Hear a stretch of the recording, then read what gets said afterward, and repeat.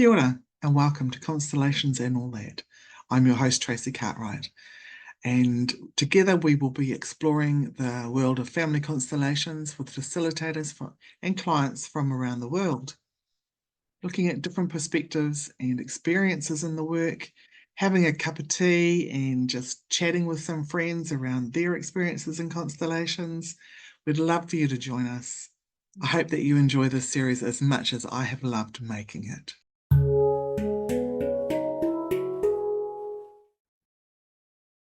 Kia ora everyone, and welcome to Constellations and All That. Today I have the pleasure of talking to my dear friend Moana Emmett. So I'm going to hand over to you, Moana. I'm excited because I know we've already just been chatting and things are already there's so much juiciness in our conversation. So I'm going to hand over to you to share a little bit about yourself and whatever it is that's there for you. Oh, kia ora, Tracy. Well, thank you for that. And thank you for inviting me onto your podcast series, which I, by the way, am absolutely loving. Just meeting all these other beautiful people from around the world and then meeting some of them in person just very recently at the Anski Intensive in Rotorua. So, ko wai o. Well, I'll start with my name is Moana Emmett, and I am the daughter of Maria Lorraine Brown, and my first name is actually Maria Moana. So my mum and dad are actually staying just down the road at the moment, visiting, and I'm really grateful for them. They're still well and truly alive and doing amazing things and living a very full life. So I'm really grateful for them. I have 3 siblings, an older brother and 2 younger sisters. And I am, my grandparents on my mum's side come from Scotland and also from England. And on my dad's side, they come from here in Aotearoa, New Zealand. And my iwi are Ngāti Ranginui and Ngāti Pūkenga. So I just want to acknowledge my ancestors there. On my dad's side as well, we have my beautiful great-great-grandmother is also from England, and it's a line that I'm still doing some work within. But she was the last Pākehā or European woman to be abducted by Māori in the 1800s. And so there's some history there that has come through our line as well. I am the mum of Josh, and I also have 3 children in spirit. I am the proud grandmother of my beautiful Ellie Faye, and I'm also a stepmum of Sophie and Kate, which leads me to my beautiful husband, John. We just celebrated our 6th wedding anniversary, but we've been together for 16 years. He's my life partner, and I'm just really grateful for him. Yeah. So lots of acknowledgements. Yeah, whakapapa is really important for me, and I think that's why I was attracted to this beautiful work in the space of family constellations. What else would you like to know, Trace? It's interesting because I've heard you share that we've had interactions with the story with your great-grandmother, the one that was abducted. And for some reason for today that feels quite prominent. I don't know why, but it's like maybe can we talk into that a little bit more if you feel comfortable, just for those who are not in New Zealand and don't know about some of the history, or maybe there are some New Zealanders who don't know this history as well. Yeah, sure.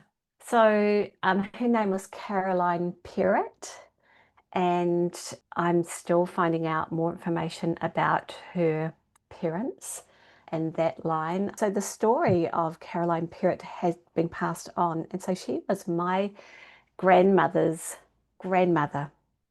And her story is that her and her family lived in Taranaki, South Taranaki, no, North Taranaki, sorry. And her father was a land surveyor, and he was asked to do some surveying for the government at that time. There were a lot of the land wars that were going on down around the Taranaki Way. her father was warned not to do the surveying. He was surveying on what we call an urupa, or a cemetery, where the local Māori tribes were buried, but he still did. And at that time, they were surveying for roads to go through and the railway to go through. So, it was a really interesting time in history. So that happened. And not long after that, Caroline was apparently playing out in the field, and a band of Māori, mainly men, from my awareness, and her story is that they were just coming through they were just a band of men who were landless and who were fighting alongside other tribes at that time. And they took her up to the Kaipara area, which was a long way from where she was, but especially at that time when they didn't have any transport, and they probably would have walked there. Yep. She was only about 7, Wow. 7 or 8, and she doesn't remember a lot of that time. Often when there's trauma, the child forgets a lot of things, and she was integrated into this group, and they ended up being gum diggers in the Kaipara, and they kept her very close to her and raised her like their own, and she ended up learning the Maori language and being fluent in that. She met my grandfather, my great-great-grandfather, as a young woman, so she would have maybe only been in her 16, 17. And she married him, and they had a child who is my grandmother's mother, Nataria. And after they had that child, he died of consumption. So she was left, with her mother. So consumption is, for those who don't know, consumption is tuberculosis. Yeah. But that's what they called it back in those days, wasn't it? Yeah, tuberculosis. And so she ended up giving the child to his mother to raise. And so Natalia was raised by her grandmother. And I don't know much about Natalia, her life, other than she went on to marry herself and have a lot of children, of which one of them was my grandmother. Caroline Perrott ended up marrying another man, and his surname is Ngongo, and he was from Whakatane. So she ended up on the East Cape, or Eastern Bay of Plenty in Whakatane. And it wasn't until she was much older, I think in her late 50s or early 60s, that she was sitting on a chair outside, or on a bench outside the local post office, and a woman approached her, started speaking to her in English. This woman recognized her because she looked very similar to her own mother, and she asked her some questions about, do you know what's your name? And of course she didn't say Caroline Perrott. And she was called Queenie for short. And so she'd had a scar. She'd fallen onto a poker as a young child by the fireplace. And she had this scar on the back of her neck. And that's how they ended up identifying her. And this woman said, do you have a scar? And the family hadn't given up looking for her. Her mother died not long after her. They say that her mother died of heartbreak. And back in those days, men and women didn't tend to live long lives, but she had siblings. And yeah, so she was found. And because she was found, they did an article on her in the local newspaper. And they expected that she'd want to go back and rejoin her family. And she said, well, no, this is my family now. And because she'd gone on to get remarried, and she had she had lots more children of her own, and this was her family. But it was interesting because those energies have played out. There's some, as I've done this beautiful family constellation work and investigating what's been showing up in my own life and my own patterns. Now it's interesting. Natalia was brought up by her grandmother. My grandmother, because there were so many children, she was brought up by her grandmother's sister, Nanny Ruth. And so she was brought up and whāngai'd out When my father was born, my father is one of 13 children. And so my grandmother had already had 2 children. And those 2 children were actually given to her grandmother to her auntie who had brought her up.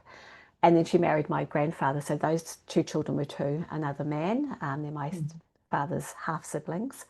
And then she had 11 more children with my grandfather. And so my father was given to his grandparents to help and look after. They were really poor. There was hardly any money at that time, but there was a lot of love. Yeah. And so my father spent the first sort of 5 years of his life with his grandparents, and he knew his siblings as well. And he then lived with his mum and his dad and all the other siblings that came along.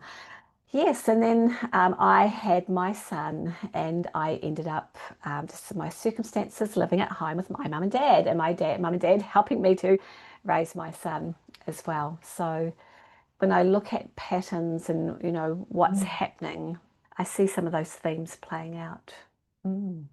Yeah, it's amazing, isn't it, when you can start to see the patterns flowing through. Yes. Oh, I've been living in the Bay of Plenty. I grew up in Auckland, but moved to the Bay of Plenty all 20 something years ago. Maybe about 23, 24 years ago. And then when I met my husband and we decided to get married, we got married up here in whāngai. So I live not far from Tracy, and I'm in Northland, New Zealand. And my great grandmother, my grandmother's mother, Natalia, she actually grew up in Tamatero in Waikaraka, which is not far from where I live now. So, and I feel very connected into my Ngāti Pūkenga whānau family who live up here. So, once again, those roots, the threads, the that are threads, pulling and the threads that yeah. pull you in. Yes.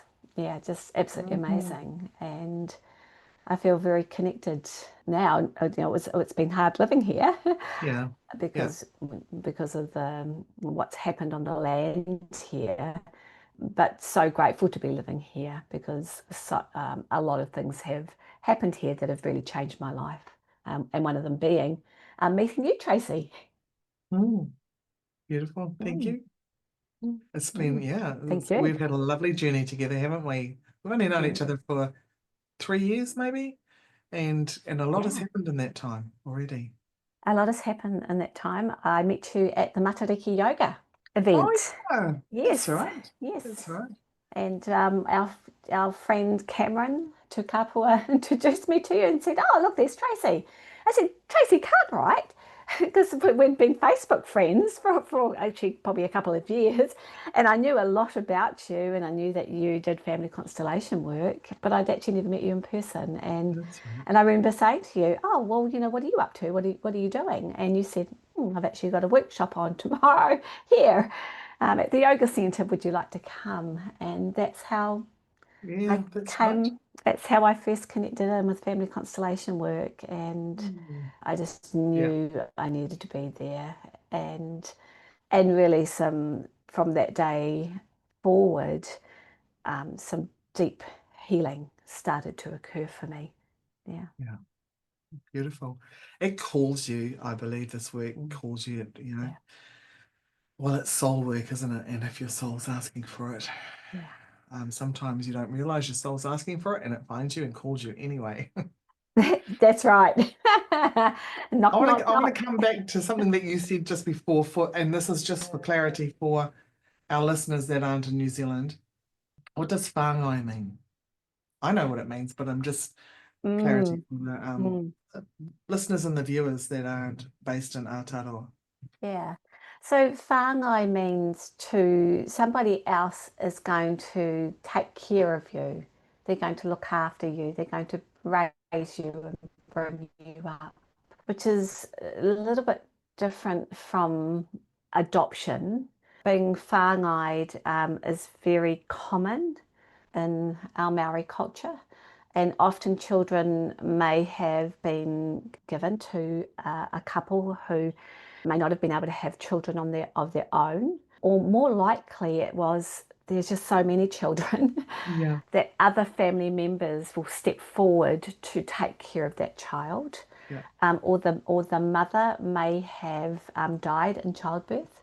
And also very common for at least one child to be given to the grandparents to look after. And as a taonga, which is the Maori word for as a gift, as a really precious gift, as a treasure for the well-being of the family. Yeah, it's interesting. And that's how my father was. My father was a taonga to his grandparents. And they called him Pet. He was their pet. And interestingly today, that nickname has stayed with him his whole life, and he's 80 now. And his siblings all call him Pet.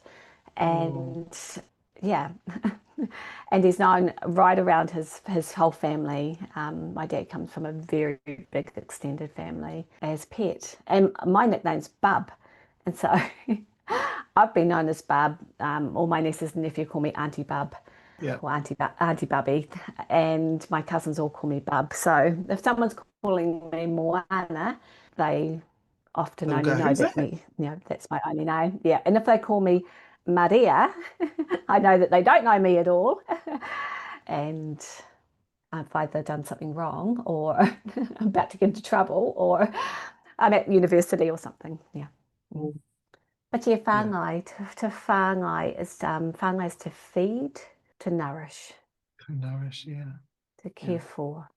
And of course, you know, not all whāngai children end up in the best place, and not all of their experiences within their whāngai family are positive, just like any other family. Yeah, just like adoption too, right? It's like adoption as well. Yeah, and often, you know, they want to reconnect to their own parents. I'm gonna pull a curtain. I look like the. Oh, there you go. I'll put my hand up. Clouds are coming in here. The sun's beaming through the clouds. On my tropical island, for those who can see me, I'm practicing on the tropical island, getting ready for my trip to Lombok, but also in acknowledgement of Moana as well. Thank you. And for those of you who don't, Moana means the ocean, and it's a Pacific name. And some of you may have seen the movies. Moana 1 and Moana 2 has just come off. I have a real strong connection to the ocean, and I live right beside the ocean, and I just feel so good when I'm in the ocean. And I love that when you let your hair down, it is just so curly, like the Moana on the movie. I'm sure the kids, when they hear your name's Moana, they're like, what? Yeah.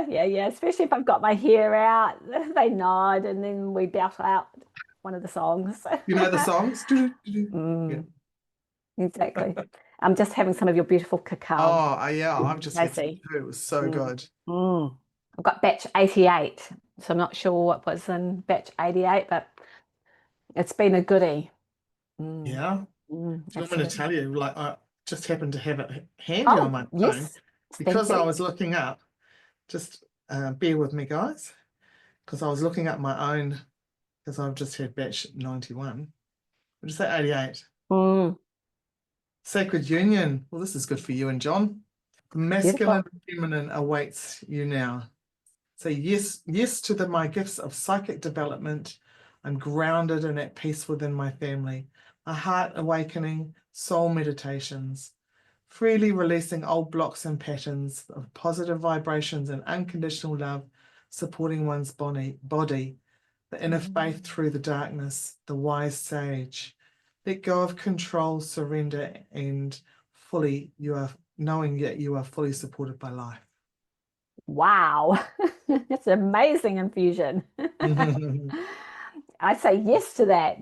Yeah, mine's about trusting the intuition, and trusting the guiding light, listening to what arises within, taking full responsibility for life and actions, and moving forward with confidence, supporting my nervous system and purification of the kidneys, which is also perfect for some medical assistance that I am stepping into shortly. So Constellations is really, Yeah, and cacao have supported yeah. me in that, in my decision to go ahead. I've always been one who've fought the system medically through experiences in my life that haven't been pleasant. And Mm, the cacao and constellations is really supporting me to do that. Say yes to mm. myself and set the intention and have a really positive experience.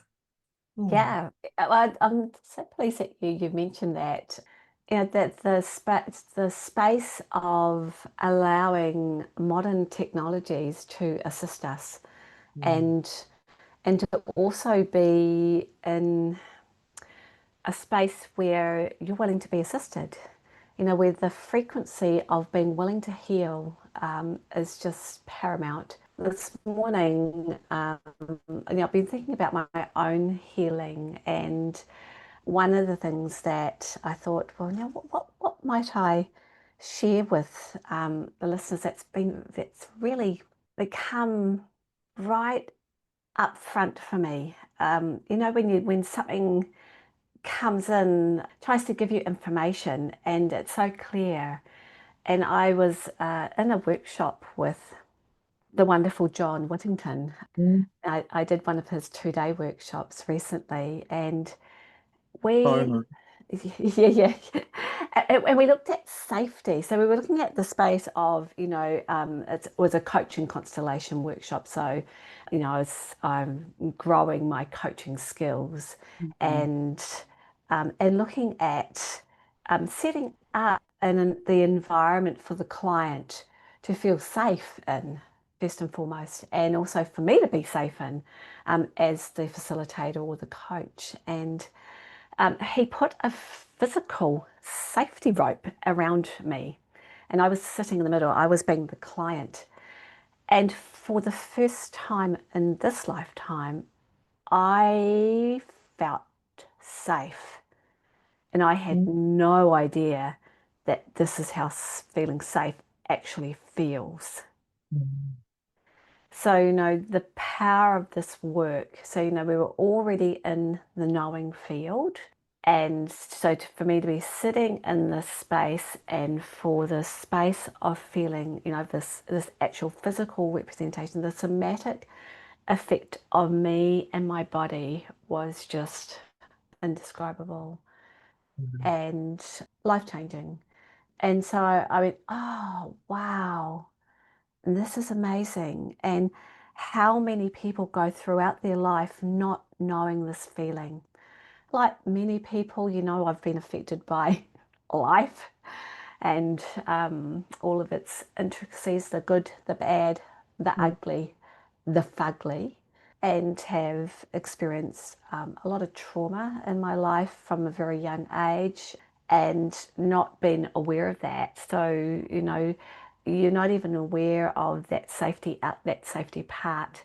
But since then, what I've also came to be aware of as I'm doing this work, and is that now that I feel safe enough to trust a whole lot of other processes, and trust myself to explore some areas that I just could not look at before.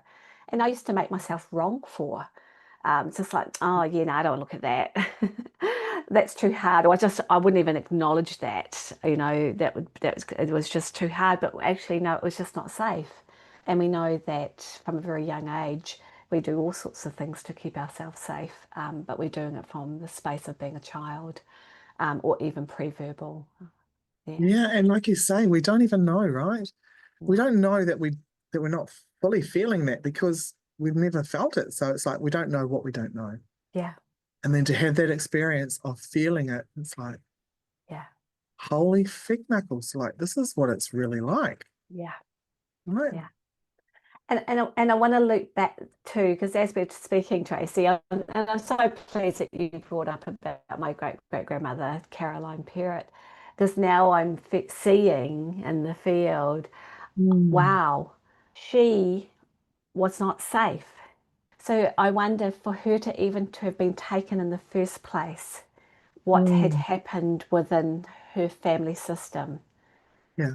And so was that energetically already in the space. So, and then the not feeling safe every day with people that she didn't know, who then came to be, you know, I know they were her captors, they became her family.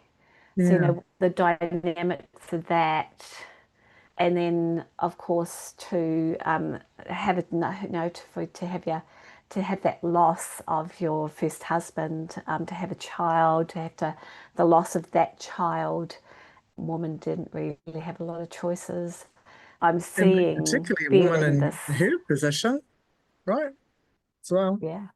So I now I'm looking at it even from a wider systemic perspective of, wow, has this just freed her? And I say that because I did Mm. a piece of work a couple of weeks ago where actually that's what came forward. And she came forward, and it was suggested to me by my facilitator at the time. I think it was actually Barry Cross, who you interviewed not so long ago, suggested that that's a relationship that I could actually spend some time with. And so I'm intending on doing that, actually spending time with Caroline, part of that honouring of my ancestor and acknowledging her and how brave and courageous she must have been. Yeah. Yeah. And because of her, I am here today. Yeah. Mm. Amazing. And if Mm. any of those situations hadn't happened, right? If she hadn't been Yeah. kidnapped, abducted, and had that experience, you wouldn't be here because she would never have been with her first husband and had your That's all great right. great grandmother. So all of those Yeah. things that lead us to who we are today. It's amazing. Yeah. Yeah. It's Yeah. amazing. So we Yeah. haven't even touched on what you do, because I know you Oh. do amazing mahi in the world. Mahi is work. Well, that's a simplified version of it. Can you share what it is that you do? Because you touch so many lives with the work that you do. You don't know where a pathway is going to lead you. And I just know that when I'm in alignment, when I listen to my heart, get out of my head, but Mm. actually listen to my heart, there's a resonance there. Interesting, I notice that everything comes really quickly. There's no barriers. The support comes in really quickly. So in my early 20s, I trained to be a teacher. And a health and physical education teacher is where I started my journey. And that felt very resonant with me. I love doing physical activity and I was very good at sport. And I really wanted to teach children how to have an appreciation of their body and how to do amazing, cool things with their bodies. And just being around young people is joyful, you know, Mm. the generativeness of their energy.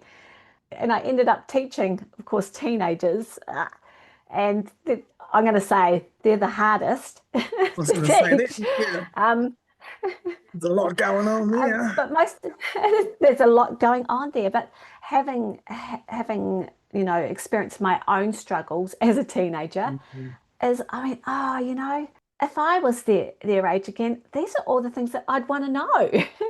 And so, you know, I've always been a very honest teacher and also very honouring around caring for our bodies and teaching the full breadth of the health curriculum, including body care and sexuality education and relationship education. And part of my journey, as when I moved into working in leadership within secondary schools, is I got to meet this amazing woman. Her name is Margaret Thorsborn.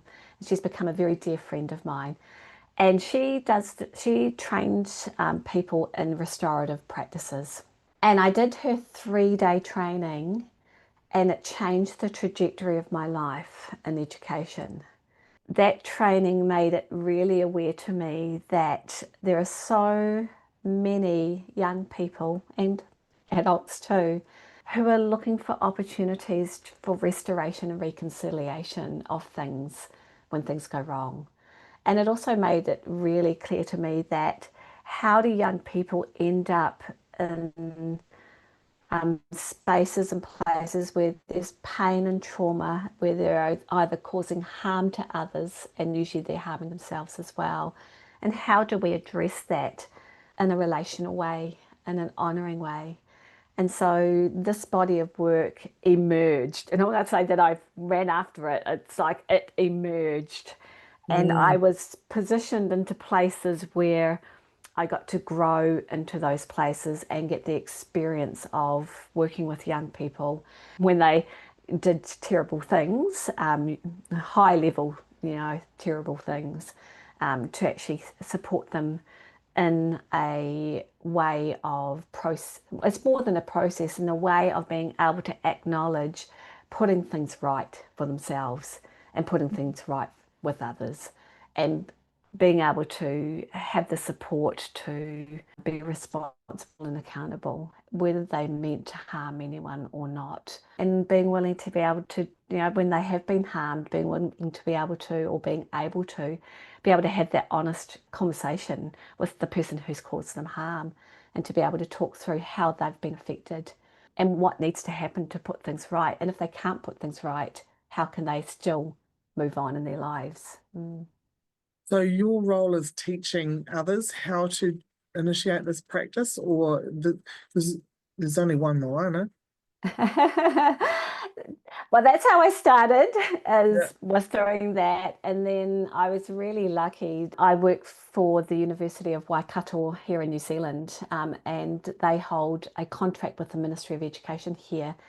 And we started off with 28 schools in New Zealand. This was started in 2015. So I came into this team. I'd already had the vision of this occurring, probably about 7 or 8 years prior to this occurring. And Wow. I knew that we were going to be successful. And initially it was meant to be for 3 years, and now we're into our 10th year. And I now oversee this beautiful team of people across New Zealand. There's 11 people in our team. And we're working with about 500 schools, from Amazing. primary age children, 5-year-olds, all the way through to 17, 18-year-olds. And with their teachers and support staff, anyone who works within that school community, parents, students, around shifting from a punitive culture to actually shifting that culture to a more relational and inclusive culture, where we actually address pain and trauma and suffering and hurt and harm in a relational restorative way, and with Which restoration is and which is reconciliation to the constellations in a hurt, way, which isn't is it? constellations. Yeah, It's yeah, acknowledging what belongs, and bringing yeah. back the order and the balance to all of Yes, that. yeah, it is. It's that acknowledgement. Barry talks about, children want to feel safe, seen, loved, and nourished. Mm. And, you know, that's our natural state of being. And so, no, I often wonder whether that's what this work is about, is returning to that, finding a new way to be that, acknowledging that those things didn't occur. So how can I have them now? Who in my system was safe, was seen, was acknowledged, was nourished? How can I restore that within the family system? How can I Mm. restore that within my system? How, Mm. how do you see constellations? Is that part of something that you would bring into the restorative justice? No, not justice, restorative practices. Practice space, Oh. yeah. Yeah. Well, I do. With this body of knowledge now, I'm interested in what happened beforehand. And, this child showing up at school and is behaving this way, or is hurting, or is harming, or is dysregulated. So where has that come from? Mm. And who is this child's parents? And so putting things also in order, it's very easy in education to want to take the place of the parents, but you need to find actually that's not my place and that's not my job. It's finding the space where you as an adult can create a safe place for this young person. What do they actually need? And I'll give you an example of how I've recently been playing with it. So I was in a primary school, and working with some support staff, and we often talk about the children that they're supporting. And one of them said, well, I've got a child that I support who's a runner, a runner, i.e. they try to escape. school. So the gates have to be all locked and closed during the school day, and they've got to make sure that someone's with that child at every break so that child doesn't try and escape and get over. And so I'd recently done some work actually with Barry Cross around ADHD in the field, and this child has been diagnosed with ADHD. And one of the things with ADHD is that child, there's often an ancestor or someone in the system who's trying to escape, looking for freedom. And so it, right. And so I brought in, I spoke to this woman, and it was interesting. I noticed in her own system something similar was going on. It's like, how did you end up with this child? And so I said, what do you think we need? And we co-created this as a group. And it's interesting, I'd opened up the space for information to come through. And some of the other staff members started saying, oh, he needs this, oh, he needs that. And they were accurate. And I said, what if we bring in the space of freedom where, that we can actually find the freedom that he's looking for? And as soon as we did that, and that was acknowledged, the support staff member relaxed. Now, that was the first time she had relaxed the whole time. She was hypervigilant. Yeah. And so was this child.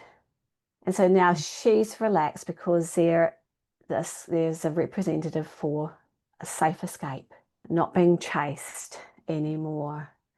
She relaxed and the child has relaxed.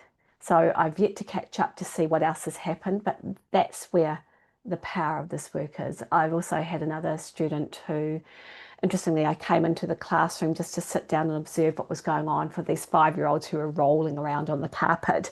And totally dysregulated and disconnected. And so I asked to bring in representatives of their family. So some ancient ancestors who are healthy and whole and healed to come and be in the classroom. And I asked certain things in the classroom to represent those things. And I did the same with the other children? young man. So I just asked, yes, the children. So just ask for these representatives to come in to support them in whatever it is that they needed. I don't have to do the work, but I can see you just get a sense of what's required and can ask. Another school was really struggling, and I just asked what needs to be seen and acknowledged on the land of this school. Who are the ancestors from this space? So even just so simple acknowledgements can shift and move. Yeah, because the land, often schools are placed on land that's been taken, right? It could be on top of a sacred battle site. Battle site. Yes. Yes. Yeah. Yeah. Wow. That's so beautiful. It is beautiful. And that to me it brings peace to my soul. And that a little piece of something better has just been fed or nourished or acknowledged, or healed. That's so beautiful, Moana. That's why I love what you're doing in the world, and what the more, because you get to touch and teach so many teachers, right? And then they get to ripple that out to all the tamariki, and that flows back to the families, and it's just magic, if you can, a little bit of light for a child can just ignite so much. I think about myself as a teenager, and I look back now and I sometimes think, why did nobody see what was happening? The way I was demonstrating to the world how much pain I was in. Yeah. And the things I was doing, and the trouble I got myself into. I mean, obviously, there's a greater reason for all of that too. But I think maybe we just lived in an era where there was a lot of blinkers. Yeah, for sure. A lot of blinders on the people around us. They were trying their best. They were doing their best, and that was everything was perfect, right? And I just sort of think now that the children have people around them with so much more awareness, and it's fantastic. Yeah, and we're seeing the shift in culture, you know. Sometimes we want to change things or get rid of, but we know that everything needs to have a place. Yeah. Everything needs to be included. And I don't know if it's the time is right, but it's almost like the conditions are right or correct, or the frequency is able to allow something to shift and change. Then that shift and change can come. And that's why we're seeing this shift in movement as well. I know it's like the world is even more and more people are now waking up. And when I think about just, you know, the orders of belonging, order, and balance, there are things that we are loyal to for a long time Yeah. because it's not time yet, it's not safe yet. If you're acknowledging where the space where that belongs, and that those things occurred for survival, for safety, for whatever, then it's an acknowledgement of that. And it takes a very brave and courageous being to step beyond that, but also having faith that the universe, that this amazing field of consciousness and awareness will support you, and not beating yourself up if Mhm. you know if that hasn't shown up for you yet, or Or even in the same way that it has for others, that you might be looking around and seeing, oh, they're doing this. That must mean that they're growing in a way that I'm not growing. But yeah, yeah, actually, we're all shifting and changing, right? yeah, And not yeah, to yeah, be comparing the grass next door to the grass. Might be no, different type of grass, right? that's Just going to right. grow a bit slower and grow in a different way. So That's mm, right. Each of us is playing a part. You know, I think about my own family, and you know, everyone is supporting someone or contributing to someone until maybe they don't need to, or until something shifts and changes, or maybe they're happy to do that, and that makes a massive difference. That brings absolutely. stability to the system. Mm. Yeah. Mm. It's funny this morning. This morning I was like, I've been doing a big cleanup in the house, and I found some journals because as you know, I'm an artist, but others don't. But some of them are art journals, and some of them are writing journals. And one of them, I found a picture that I drew about 7 years ago, and it was a real quick, just a doodle, and it's completely out distorted. It's not even in thing, but it was about driving the bus, and not having my inner child drive the bus. And I called it Wahine on tour. I love that. And can you also just talk into that a little bit more around, um, wahine as in, Wahine as in woman, yeah, female, yeah, um, and driving the bus driving the and not your bus. inner child. Not What's my, that about? yeah, because with my wounds, the wounds that I experienced, and they started really young. So often my 3 year old or even younger was driving the bus, and Mm, I might mm, have mm. put my foot in the ground. When your little one has a tanty, I'm not going to move, get very rigid and stuff. Because I've always been able to channel, but not realize it when I was younger, obviously. And this was done in October 2018. Wahine on tour. I've got my little one in the back of the bus now, playing Yes. with a microphone in her hand, singing, having a great time. I've got two that look like twins next to each other, and maybe different versions of myself all throughout the bus, but also the woman behind me. It's like it's full of Mm, women. And I'm driving the bus. My mum's next to me, and my grandmother's behind me. My mum says, "It's time to get your girl's little one." So she's telling me, because mm. I'm saying, let's drop off the baggage and surrender the pain so we can collect the pieces that we have left behind. So Wow. my Wahine on tour bus, on the front of it, it's got a banner and it's got strength in numbers. And my grandmother sitting behind me going, "Go girls." And I've got, Beautiful. yeah, mum, we've got this. Yeah. So, whew, Well, that sounds like a workshop to me, Tracy. Wahine on tour. that sounds like an amazing piece of work. Yeah. Mm. Yeah. And it says it's time to rewrite your story, little one. Move forward. So that not move forward in the bus, but move forward, Yes. moving forward in life and moving beyond the pain. Yes. And there's Yeah. ha ha ha. I've got laughter all through it. I've got the words strength, compassion, connection, unconditional love. I love looking back. Some of the things made me cringe a little bit that I'd written, and then I was like, oh no, that's all perfect for what was there at the time. This was your mental state at the time, Tracy. That's okay. Yeah. Not to judge myself. But then when I found this, and I just sat here and I've laughed and laughed at it. It's fun and it's hilarious. I don't know if you can see that. Can you see it? Mm.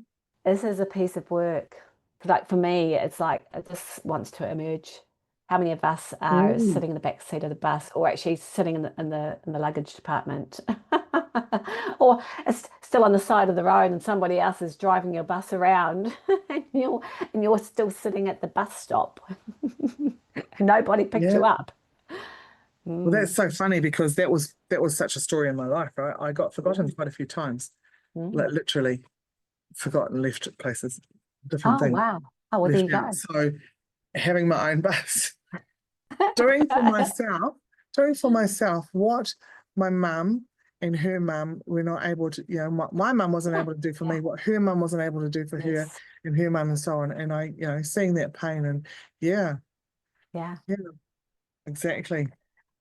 Wahine on Yeah. tour. Let's see what we can Reclaim. create from that, Moana. Reclaiming reclaiming all those parts. I love that, and the journey of your life and going back and, everywhere that you left a part of you at the bus stop, or they didn't even get to the bus stop, they're still at the beach, and actually picking them up. And, one of the things I also just want to just share is, when I first came to constellation work, I didn't realize how fragmented I was as a being, Yeah, and how that fragmentation played out and who would show up on a daily basis.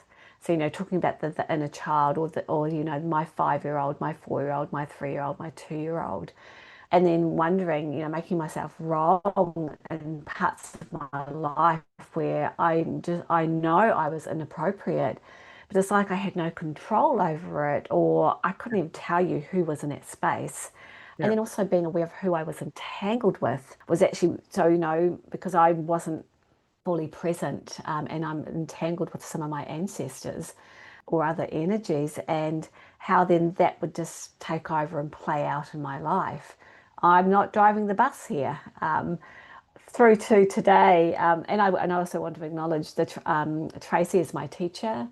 I did my training my initial training with Tracy, and a group of amazing women.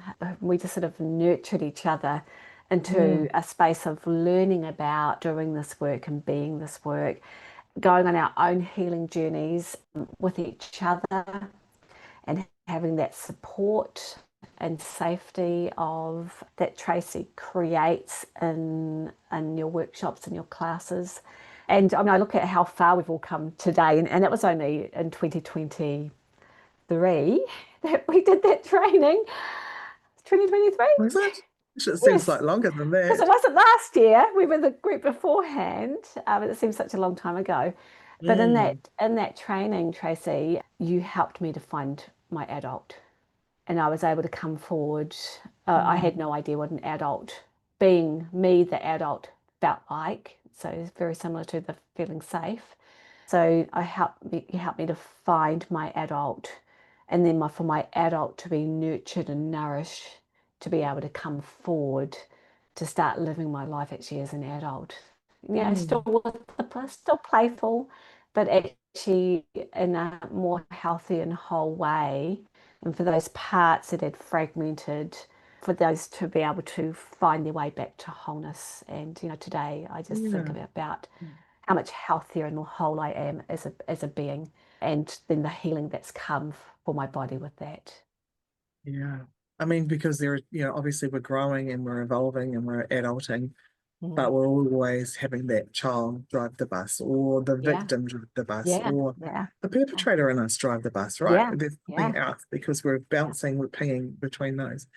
And it allows you to step fully into your authentic self and to be able to bring all those parts back together. And it is a journey, right? Sometimes the bus has to go around the circuit a few times to get the ones that are hiding behind the bus stop, not the ones that are in That's front. right. There are some that are hiding behind the bus stop, which are, for me at the moment, showing up, which is beautiful. Happy to be.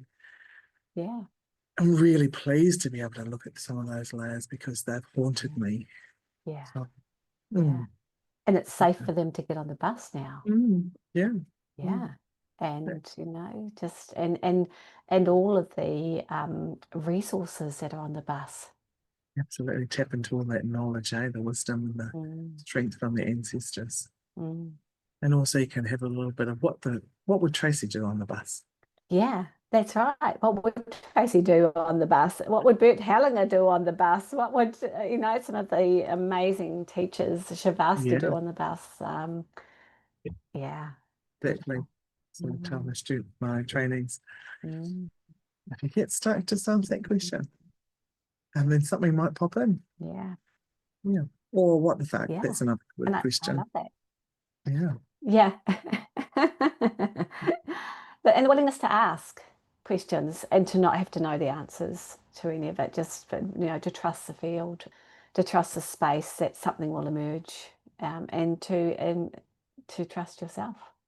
Exactly. I think that's one of the biggest things. Constellations brings back to us, right, is trust. Yeah. Through belonging, order, and balance. Yeah. And all that is trust. Yeah.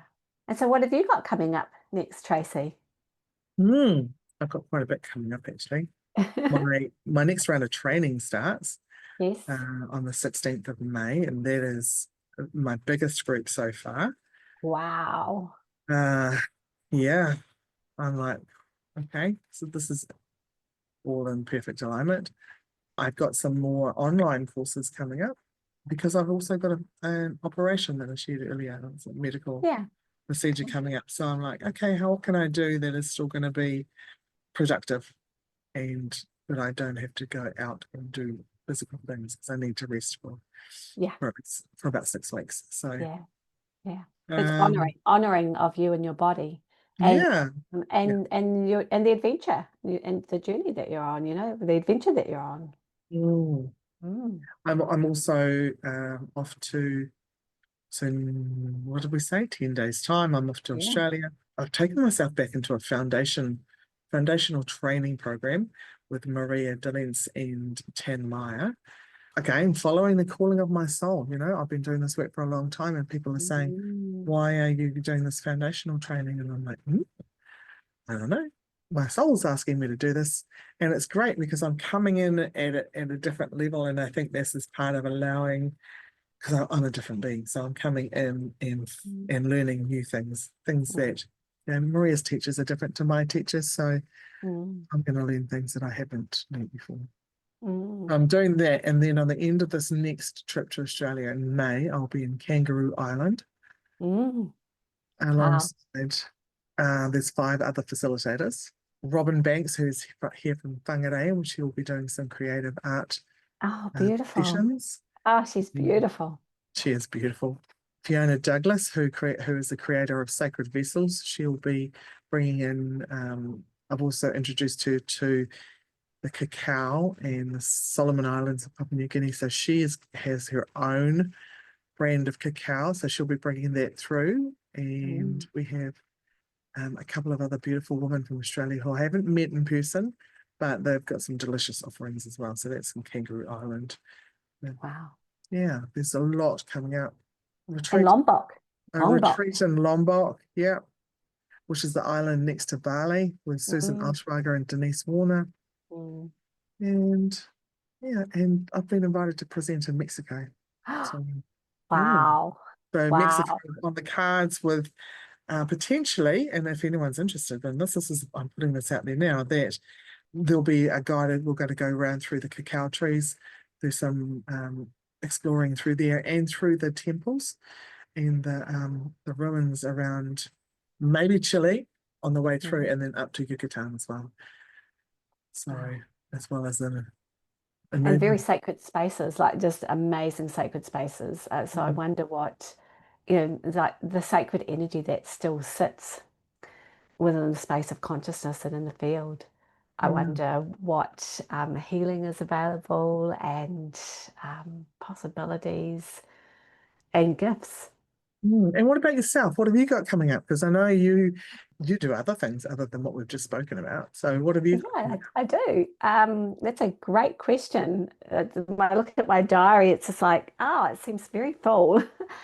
My next adventure is actually to Te Waipounamu, the South Island, and my husband and I are going to be going and doing some touring down there. What I love about being in Te Waipounamu, the space where greenstone, this Mm, beautiful greenstone comes from, is the resonance of the land there. The energy is very clean and unpolluted. I often have a lot of insight into what's happening in the world as well as where I need to go to next in my own life. So I'm looking forward to being in that space and opening up to that space and also having some really honoring time in my relationship with my husband. Some time mm, for greater tenderness and between us with our love and caring for each other, honoring of each other in this beautiful space, tramping, playing with our bodies, in the most amazing environment, sitting in beautiful hot springs that us, on the mountains and beautiful mountain water. So that's the next thing in terms of playing with my body, nourishing my body, feeding me, my being. And I continue to have private clients. A lot of my clients are in the Northern Hemisphere. That's yeah. just sort of where things are at, where they've started Canada, America, Australia. And so I'm interested in who else, often just a thread opens to somewhere new because that's now reaching for you, or maybe you're reaching for that energy and it can be a contribution in your life. Asking questions about where I'm going to adventure next in terms of the space of family constellation. I really love the work of organizational systemic work as well. I think I have a capacity for that. And maybe the space of continuing to work with children. So that's what's in the field at the moment, some clarity around that. Just meeting a Beautiful. lot of amazing people at Yeah. Ansky from different parts of the world. So I'm looking to growing those connections as well. And yeah, let's see what else is possible. Beautiful. Beautiful. So if someone wanted to get hold of you, can you just share it here? We'll put the links into the threads, but some people like to hear the audio. Yeah, sure. So you can contact me via email is probably the best, or go on to my website. So my website is moanaemett.com. So moanaemett.com, sorry. And similar for my email, moana.emett@gmail.com is the best way to actually find me, and or just reach out to Tracy. But she's going to put my contact details Yeah, below. that's beautiful. Thank you so much. We could talk for ages. There's so I'll much to be talk good. about. Yeah, I'll come around for another cup of cacao this week. We'll have a catch up. Yeah. I'm getting some little microphones that we can sit and talk to each other, and we Oh, can have a cup of fantastic. tea together in the same space. Sounds So wonderful. we'll see what happens there, eh? When we play with those. Thank you so much, Tracy, for having me today on your show. And I've really enjoyed being in the space, being able to connect. And I just hope that, yeah, this connects to whoever needs to hear it. And yeah, best wishes for all the amazing things that you're doing this year. I'm likely to join you on a number of them. Always welcome, and it's always such a pleasure to share space with you, Moana. Mm. So beautiful. Thank you for listening. Head over to Instagram and tell me what's resonated for you with this episode. You'll find me at tracy.cartwright. That's Tracy with no E, .cartwright. Or head over to my website, tracycartwright.co.nz, and receive a free audio with gift with the gift from your ancestors. So until next time, be kind to yourself and have fun doing it.